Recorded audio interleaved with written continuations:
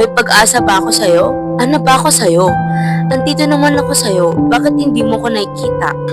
Bakit talo mo lang sinasaktan sarili mo? Tama, hindi ko na ipipilit sarili ko sa'yo. Kasi alam ko sa sarili ko na wala lang to. Pero lahat ng ginawa ko sa'yo, ginawa ko kasi gusto ko.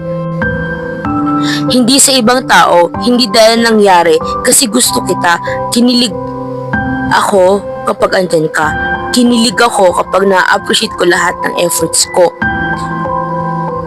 Kinilig ako kapag pinapansin mo ko. Minsan, para na akong ewan sa sobrang hiya ko sa'yo, sinusubukan kong i-practice at isipin ng mabuti bawat sasabihin ko sa'yo. Kasi sa dami-dami pwedeng gustuhin na matagal, ikaw na biyag ng puso ko.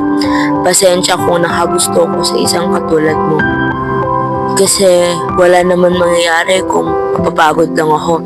Kung susuko lang ako nang dahil sa dami na nagkakagusto sa'yo. Pwede naman manatili at tanggapin na lang at saka tagang hindi kita iiwan, di ko na kaya iwanan ka at naiiwang mag-isa. Masakit sa gantong paraan, pero ginusto ko to kasi gusto kita. Akala ko kasi baliwala lahat ng efforts ko. Akala ko hindi mo ko papansinin. Nagulat ako sa lahat ng reaction mo nung nagalit ka. Akala ko hindi mo ko napapansin. Pero nagkamali ako, nagsisi ako at hindi ko na inulit yun. Iba pa rin kapag may taong nagmamahal sa'yo, pero iba pa rin yung pinaramdam mo sa akin. Hanggang ngayon, nag-aantay ako sa messages mo kapag hindi ko pa ginawa lahat ng ginagawa ko. Mapapansin mo rin ba ako? O mag-aantay na lang na magustuhan mo ako?